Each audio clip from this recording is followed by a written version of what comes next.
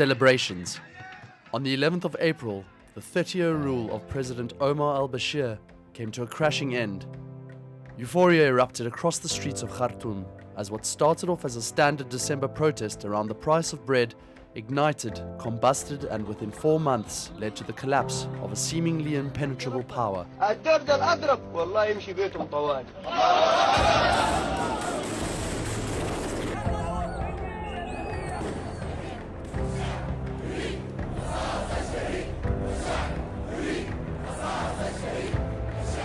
عليه أعلن أنا وزير الدفاع رئيس اللجنة الأمنية العليا اقتلاع ذلك النظام والتحفظ على رأسه بعد اعتقاله في مكان آمن. This is the city of London, thousands of miles from Nile Street, and on first appearances, a world away from talk of revolution and uprising. But if you scratch just beneath the surface, an entire Sudanese community exists, preaching in unison with their brothers and sisters back home and making a difference in their own way. Survival and defiance take on a new meaning, but their stories are just as important.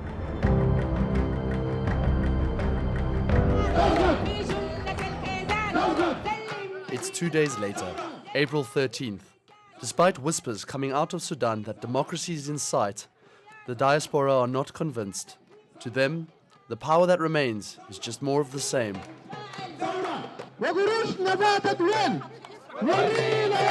We've got a new government now, and the government is also under military council where we are putting pressure on them so as to hand over the power to the civilians. Nobody should be on power without being elected. We want a fair and independent judiciary system.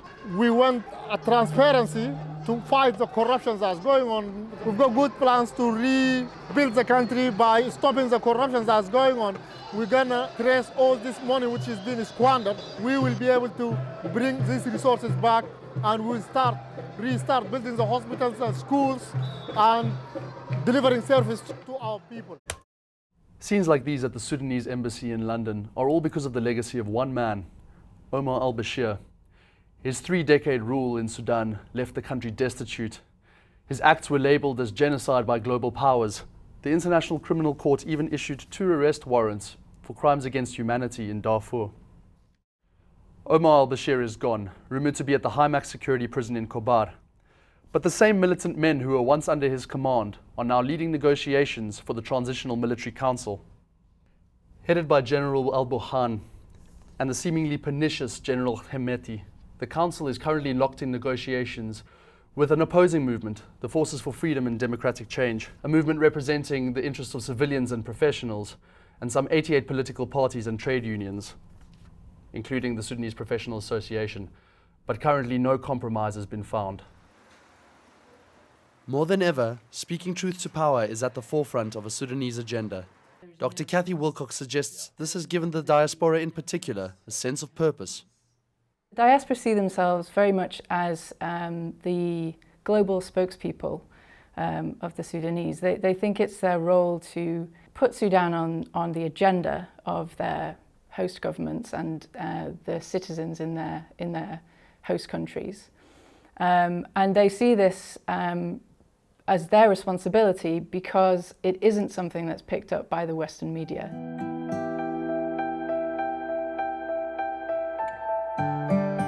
But sometimes it's in the intimate moments that the truth is more revealing. Out of the spotlight, Mohammed Hamza's home holds recent memories of simpler times, closed off from the turbulence of today. This was my friend's gift for me when I was leaving Sudan. It's a collage of many moments I had in the past. Sadly, lots of people died during this protest. But every single time you kind of concerned and expecting that you will see one of your friends' name. Because most of my friends, all of my friends were protesting in the street. Some of them got shot, some of them got injured, some of them got detained. Growing up in Sudan, I didn't actually notice there was something wrong. Because when you grow up in such political situation, you kind of think this is the default, this is how things should be. The turning point for me, I think, when we started asking for our rights back in uni, and the response we got from the government was quite violent. The government didn't want people to talk about what's happening in Darfur, and they decided just to shut it all at once. So you start to realize that this is not how things are supposed to be. And then you start to think, what can you do to make any change? And I think that idea within my generation, because we didn't get to see the Sudan that our parents used to speak about, because you always hear that, yeah, things were quite better when we were growing up, things were different, but why aren't they different now? Why aren't they better now? I very much like to be in Sudan now. Like, if I have the choice, I wouldn't be here. Being here in the UK, sadly, you kind of feel like you're missing out. Like, you spent 23 years of your life in such regime, and when it's time for you to make a change, you're away from home. But again, you need to try to make something. See that they wrote Buri in tear gas cans that they collected from the. Which is amazing in a country that's actually struggling that much. So. As she prepares her family's iftar meal, Salwa Baumi is reminded of her struggle creating a new life away from Sudan. Escaping with her exiled husband, Ahmed, was a choice of survival. That time the regime came and really he did bad to my family. He's my husband. He's a political union in that time for all the bankers in Sudan. The government, he's thinking he just to force the people to do bad for the government. And he put him for 3-4 days in jail and he get him off. After 1 month, he come and take him again. But he all the time, he tried to help the people. Take your advantage, take your things. This is the people, this is the government, it's not good. Was he forced to run away and flee? I told him, leave that country because really I'm in trouble and him is in trouble as well, and he didn't go back. But your husband has recently fallen ill. Do you think he'll get a chance in his lifetime again to see a free Sudan? No, I said, if that people is still there, I'm not going. A bittersweet nostalgia overcomes Salwa as she witnesses the changes in Sudan from far away. I'm happy because people outside, he know what the people done for them. She is unable to share her feelings of awe and longing with the people closest to her, who lived and endured the same experiences. Fatma Ahmed Ibrahim, she's the first lady, she got to the parliament in Sudan. She dying here. She cry all the time. I need to see Sudan, I need to go to the Sudan. What happens in Sudan now, and the government is gone, all the time I said, yeah, I hope you're here, Fatma.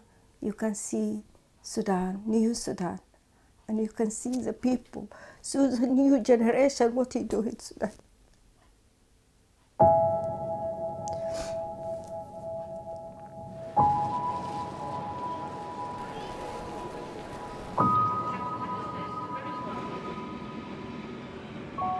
Of course, London isn't the only major UK city where Sudanese have found home. Over the past century and over 3 different stages of migration to the UK, they have sought other key destinations such as Manchester, Edinburgh, Nottingham and Birmingham, which is where we are headed to now. I'm off to meet Mo and his uncle Mahmoud, who has been here for 30 years, around the same time when al-Bashir's reign began. How are you? Good, good. Good. Hi, Carl. Yeah. Welcome. Oh, thank you. And what an occasion to come here. All right. How are you feeling? Okay. Yeah, I heard you were feeling a little bit ill. Yeah. Take me through that process. What you were feeling, those emotions upon leaving Sudan. When I left my country in 1983, when there was the first military dictatorship at the time. That's where, as a young doctor, I left my country. And since then, I have been moving around.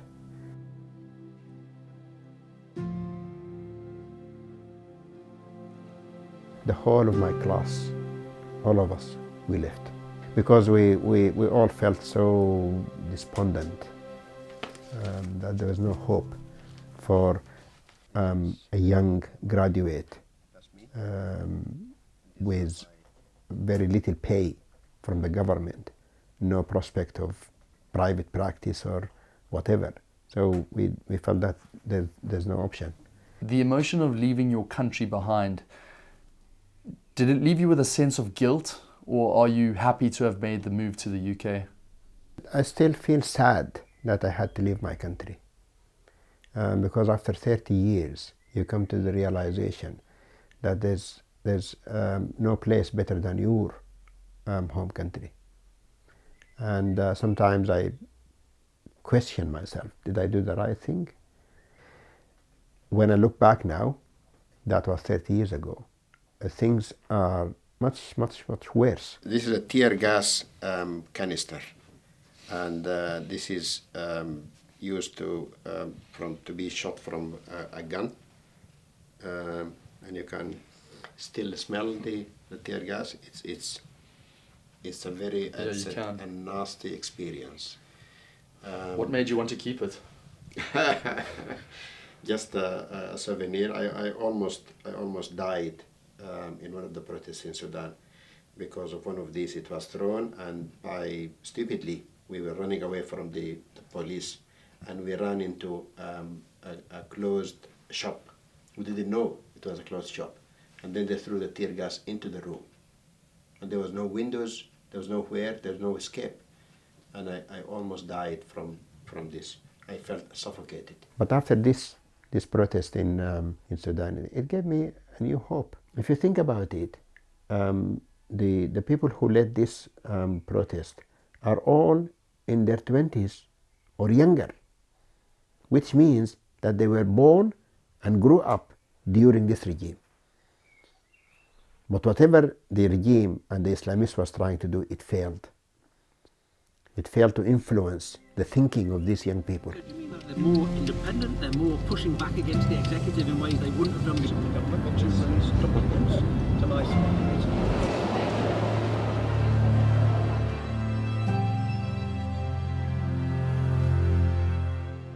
Mahmoud was one of several Sudanese immigrants to the UK who sought a professional community to not only help other fellow Sudanese diaspora, but to put pressure on al-Bashir through a different avenue. So just how important have the professionals been as a collective organization, both at home and abroad, in negotiations with the military?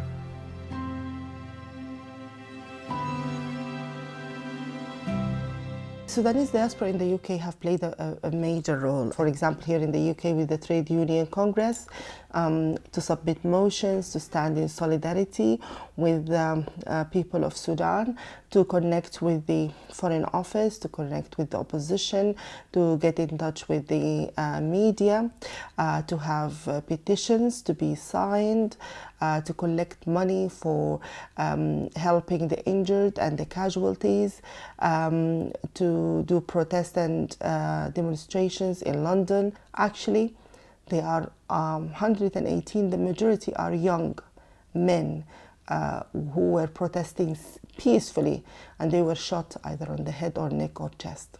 It's the Sudan Doctors Union UK, the Sudan Doctors Union in Ireland, and the Sudan Doctors Union in Sudan, sharing the information and documenting it and making sure that we have it present. As I said, we keep the information about what was the injury, shot in the head, shot in the chest, and the age group as well.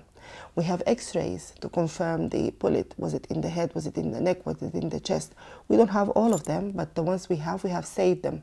Because this is a clear evidence, and we would like to say it's not an exaggeration. It's not a sort of people are trying to play tactics. This is the truth. This is what's been happening. It's not just the professionals of the Sudanese diaspora who have put pressure on the regime. Creatives, artists, singers, writers, they've all helped to bring global attention to what's happening in Sudan. Hip-hop group Nas Jota fueled the revolution from Washington, D.C. with songs like Taskot Bas, which became used as a chant on the ground against al-Bashir. The art of cartoonists like Khalid Al-Bay and Bushra Al-Mujahid made their way from the Gulf to billboards and protest signs around the globe. London-based Yasmin Abdelmajid took a different approach, reigniting Sudanese identity among the youth through her writing. You Must Be Layla was about trying to share that, trying to share the fact that, if you're growing up as a Sudanese diaspora teenager, you've got all the challenges of being a teenager, but also all these other cultural bits and pieces, some that are natural to you, some that you're questioning, some that you're grappling with, questions about, back home or even if that's home.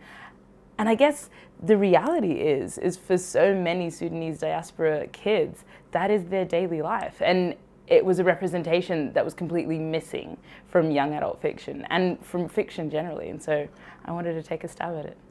With a new sense of pride now sparked within them, young Sudanese would lead the cause of revolution. Like a wildfire, the message spread around the world. Starting here in the UK, moving to Paris, France, the EU headquarters in Brussels, and UN Square in Geneva, before making its way across the Atlantic to the US. Sudanese united across ethnic and political divides, calling for a transition into democracy. Now on the steps of Trafalgar Square, the demands appear to be evolving. We are gathering again so as to make our point, and we would say stop the war in Darfur, genocide in Sudan, al-Bashir to ICC. Down, down, Military Council! Peace and justice for Sudanese! Peace and justice for Sudanese! Action now for Sudan! Action now for Sudan! Action now for Sudan! Before 1956, we were part of the establishment. Now, we have got the country in our hands. UK is spearheading the United Nations, spearheading the United Nations Security Council, spearheading the European Union and all these international organizations. They have to exert power on this military transitional government as to hand over the keys to a civilian government where we will restart the democracy and we start holding al-Bashir to accountability. War criminals to ICC! War criminals to ICC! Sudan regime to ICC! Sudan regime to ICC! Demonstrating from the outside holds the key advantage of being able to communicate mandates and memoranda to countries like the UK and institutions like the ICC. Despite calls for regime pressure and accountability, one message has stood out, a message of peace.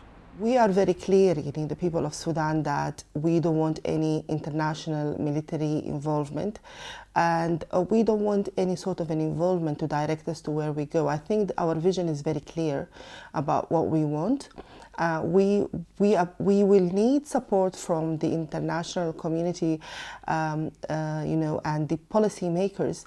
First of all, to put pressure and on the Transitional Military Council to hand over to the civilian government, because this is what is stated in the international conventions. So what we are requesting is legitimate and supported internationally. But this help should not be conditional. So we are not expecting people to support us in return for any sort of policies that we don't agree with. And these requirements have managed to elicit a firm response from the Foreign Office on the world's biggest stage. Change in their country. I salute them. Let us stand by them.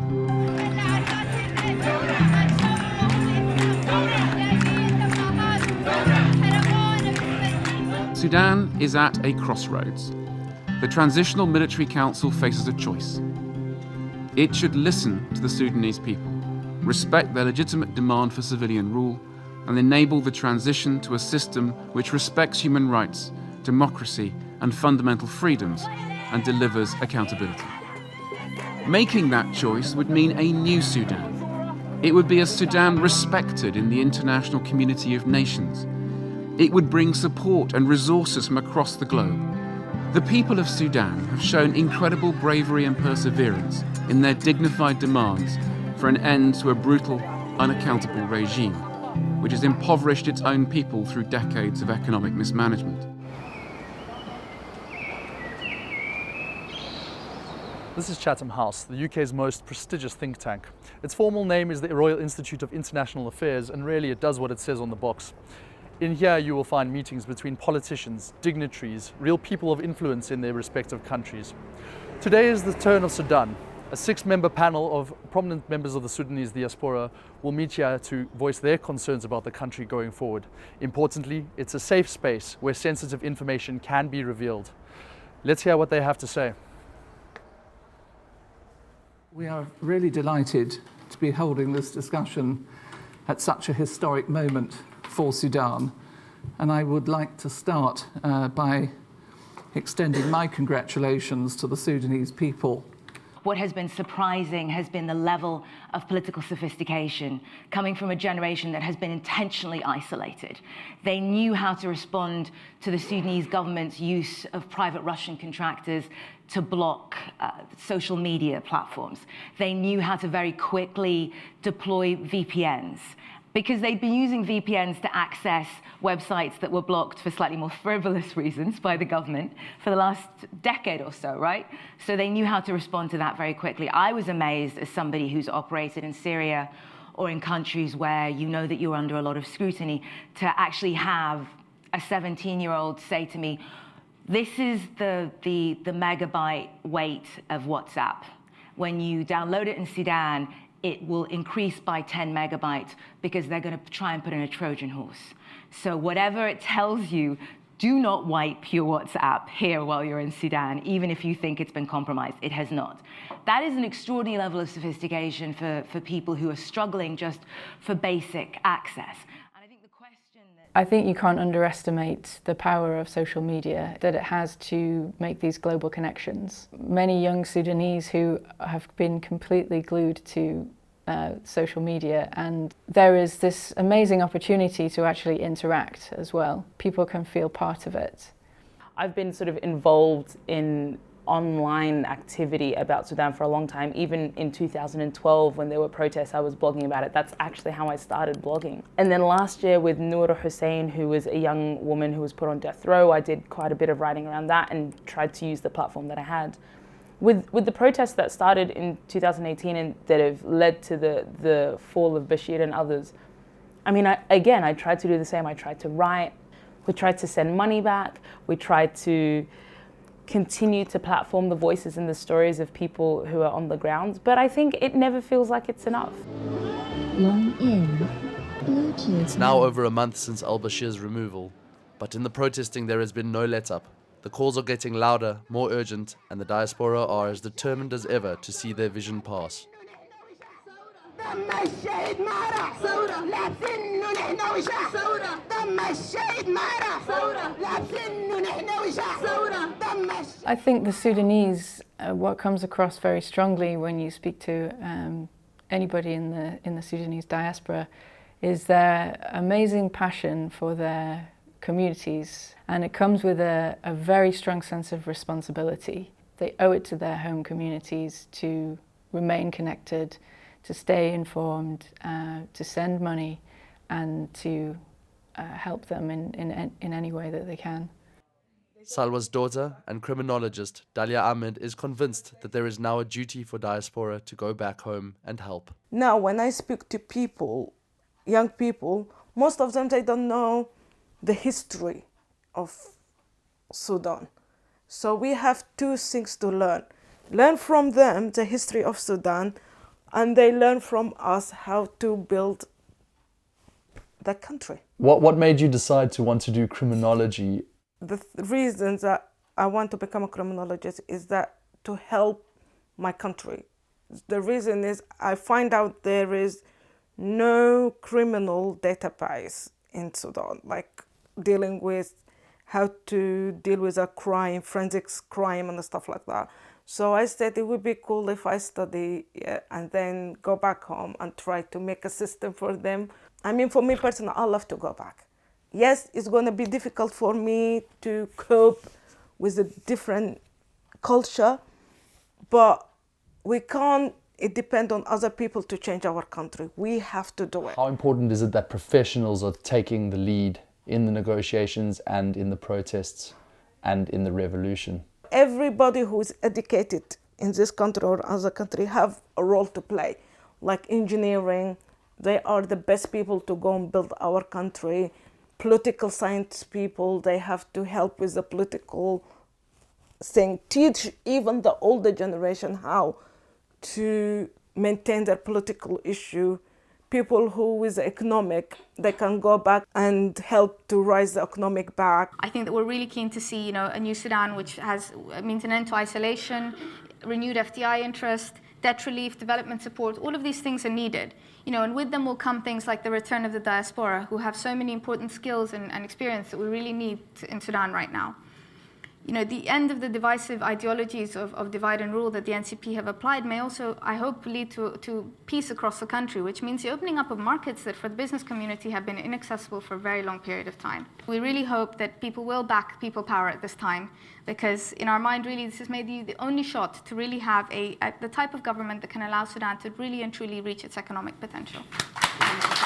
Diaspora will probably play an enormous role in their entrepreneurship. Creating these trade links will play an enormous part in that. And also, you would expect an industry around diaspora tourism to boom. We see this in other states that aren't so blighted with conflict, that there is an enormous economy for diaspora tourism.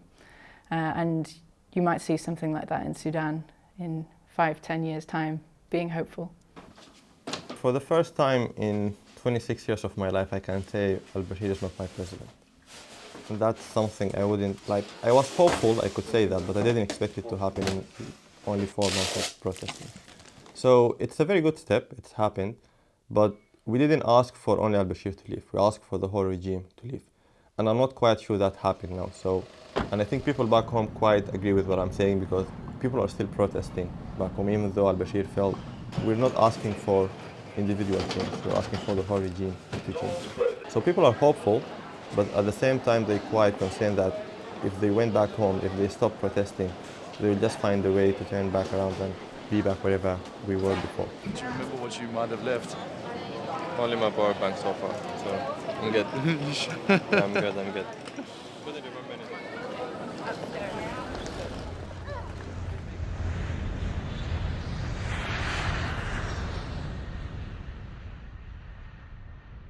It's quite a mixture of confusion and hope. People are in between trusting what the negotiation has led to, and in between that not trusting the Transitional Military Council.